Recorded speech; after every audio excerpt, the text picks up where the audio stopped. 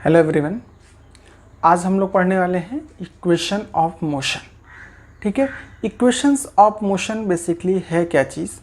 देखो, इक्वेशन क्या होता है कि जैसे फिजिक्स में हम बात करें या मैथमेटिक्स में ही बात करें, ठीक है, तो क्या होता है कि किसी भी फिजिकल क्वांटिटीज़ के, यानी कि बहुत सारी एक से ज़्यादा फिजिकल क्वांटिटीज़ एक दूसरे पे अगर डिपेंड कर रही हैं, ठीक है, तो या कोई भी क्वांटिटीज़ एक दूसरे पे डिपेंड कर रही हैं, तो उनके बीच में जो रिलेशन होता है, ठीक है, मैथमेटिकल जो रिलेशन होता है उसी को हम इक्वेशन बोलते हैं।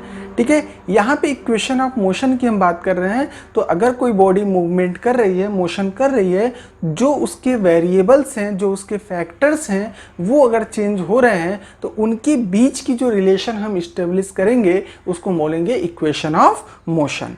जैसे कि अगर हम इक्वेशन जो मेन वेरिएबल्स हैं वो क्या है, स्पीड, टाइम, डिस्प्लेसमेंट और एक्सीलरेशन। ठीक है, तो ये सारी चीज़ें जो है क्या हो गई, मतलब कि इक्वेशन मोशन की ये सब क्या है, वेरिएबल्स हैं। ठीक है, या इन वेरिएबल्स को ही हम जो है यूटिलाइज कर, इनके बीच में जो आपस में जो रिलेशन होता है, रिलेशनशिप होता है, इसको हम क्या बोलते हैं, इक्वेशन ऑफ मोशन। ठीक है, ये मोशन के इक्वेशंस। अब सबसे पहले हम बात करेंगे फर्स्ट इक्वेशन ऑफ मोशन की। ठीक है, अच्छा, उससे पहले हम एक चीज़ ये जान लें कि इक्वेशन ऑफ मोशन कहाँ हम अप्लाई करेंगे, यानी कि जो ये इक्वेशन है हम न्यूमेरिकल्स में कहाँ पर इसको यूटिलाइज करेंगे, कहाँ पर अप्लाई करेंगे। तो इसके लिए एक चीज़ ध्यान रखना कि जब भी, यानी कि जो ये equation of motion uniformly accelerated motion के लिए वैलिड है। ठीक है, तो ये सबसे इंपॉर्टेंट पॉइंट आप नोट कर लो। It is valid only for uniformly accelerated motion, accelerated motion। ये सिर्फ और सिर्फ यूनिफॉर्मली एक्सीलरेटेड मोशन के लिए वैलिड होता है इक्वेशन ऑफ मोशन। ठीक है, तो अब हम लोग इसके बारे में देख लें। इक्वेशन ऑफ मोशन बेसिकली कौन कौन से इक्वेशन ऑफ मोशन है। First one is the v is equal to u plus a t. ठीक है, सेकेंड क्या है, s is equal to u t plus half a t square. Third क्या है, v square minus u square is equal to 2as। इसी तरह से एक चौथा फोर्थ इक्वेशन भी है जो इन्हीं सब चीज़ों पे रिलेटेड है, इन्हीं पर जो है डिपेंड है, इन्हीं सब चीज़ों से मिला करके बेसिकली हम इस वाले से इक्वेशन से उसको ड्राइव करते हैं। फिलहाल हम देखेंगे अभी। तो s nth is equal to, मतलब कि nth सेकेंड में कितना डिस्टेंस या कितना डिस्प्लेसमेंट बॉडी कवर कर रही है, इसको हम लोग डिस्कस करेंगे। ठीक है, तो ये जो होता है कि nth सेकेंड की अगर हम बात करेंगे तो nth सेकेंड में होता है u plus 2n minus 1 a by 2। यहाँ पे सब में क्या है, एक्सीलरेशन है, और एक्सीलरेशन जो होता है वो यूनिफॉर्मली एक्सीलरेटेड होता है, यानी यूनिफॉर्म एक्सीलरेशन होता है। ठीक है, तो एक एक करके हम लोग डिस्कस करें, यानी एक एक का डेरिवेशन अगर हम देखें तो सबसे पहले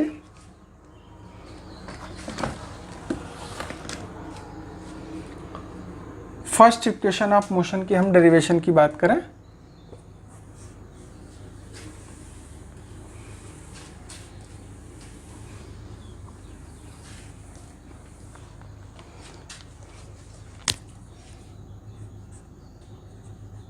फर्स्ट इक्वेशन, ठीक है, v is equal to u plus a t. इसको और क्या कहते हैं, this is known as velocity time relation. इसको हम बोलते हैं वेलोसिटी टाइम रिलेशन। इसका डेरिवेशन क्या होता है, डेरिवेशन अगर हम बात करें इसका, डेरिवेशन तो क्या होता है कि rate of change of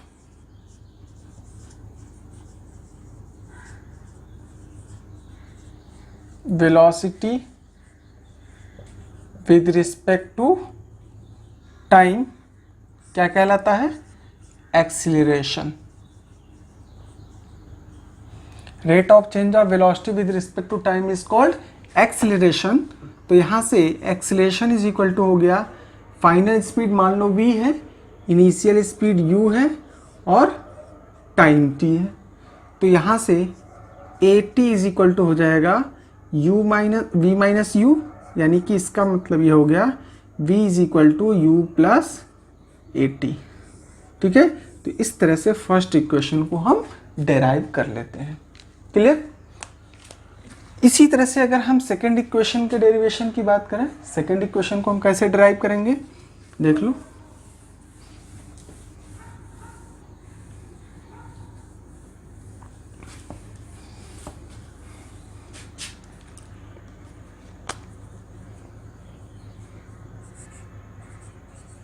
second equation क्या है?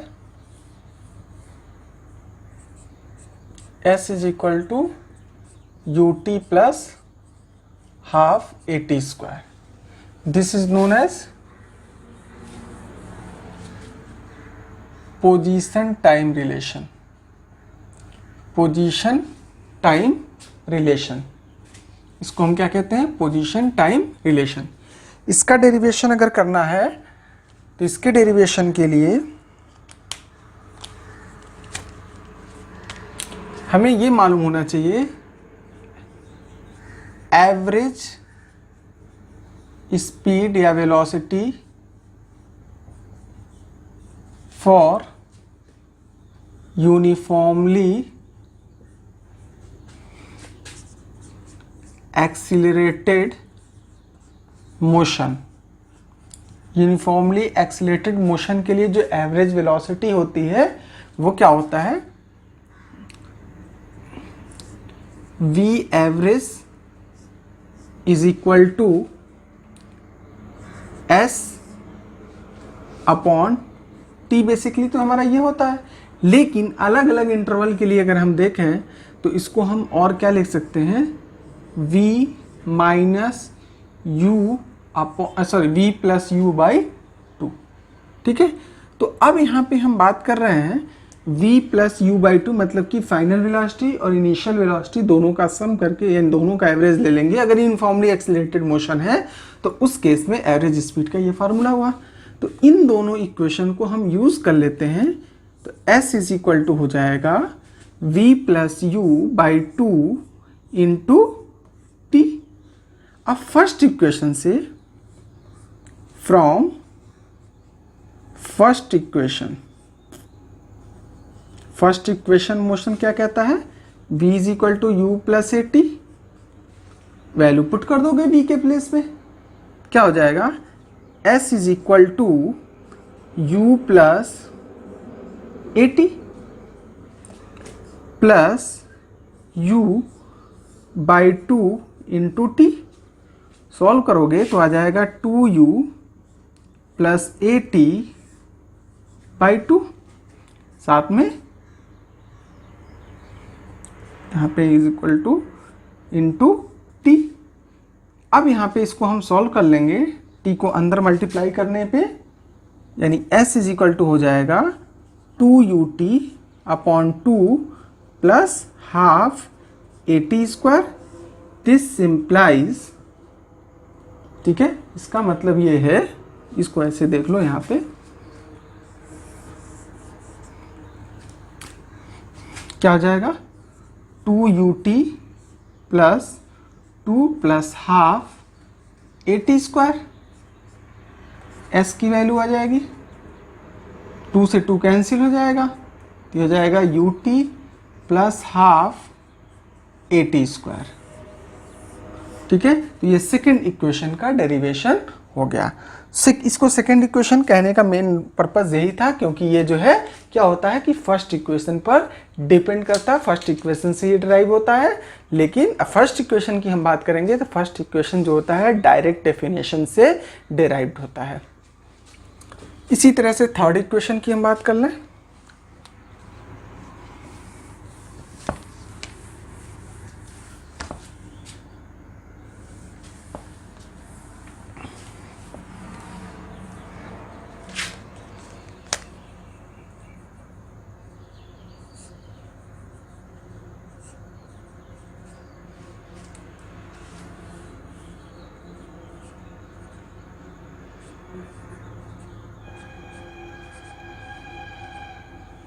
इसको हम बोलते हैं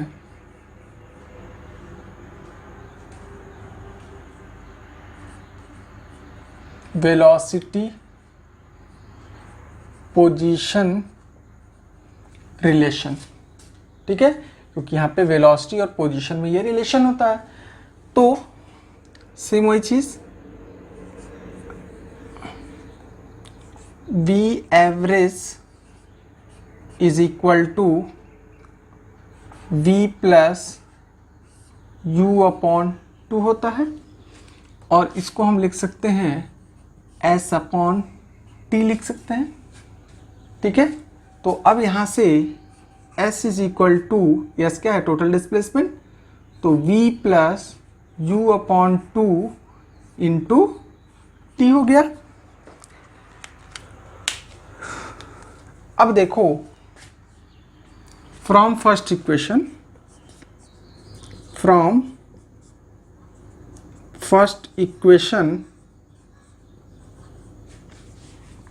पहले इक्वेशन से v इज इक्वल टू क्या होता था, u प्लस ए टी। इसको हम ये लिख सकते हैं v minus u upon a is equal to t. Put कर दो, ये वैल्यू यहाँ पर ला करके पुट कर दोगे तो s इज इक्वल टू हो जाएगा v प्लस यू बाई 2 और t के प्लेस पे v minus u by a plus b, a minus b, तो ये क्या हो जाएगा v square minus u square. Formula लग जाना है, a plus b, a minus b का फार्मूला यूज हो जाएगा। तो यहाँ पे ये हो जाएगा v square minus u square, यहाँ पे ये a है तो ये आ जाएगा 2a। इसको इधर ट्रांसफर कर लो, क्या आ जाएगा 2as is equal to v square minus u square. ठीक है, इसको ऐसे भी लिख सकते हैं v square minus u square is equal to 2as। इस तरह से ये थर्ड इक्वेशन का भी डेरिवेशन हो गया। इसके बाद से हम फोर्थ इक्वेशन की बात कर लें तो फोर्थ इक्वेशन का मतलब होता है, चलो पहले उसको देख लेते हैं।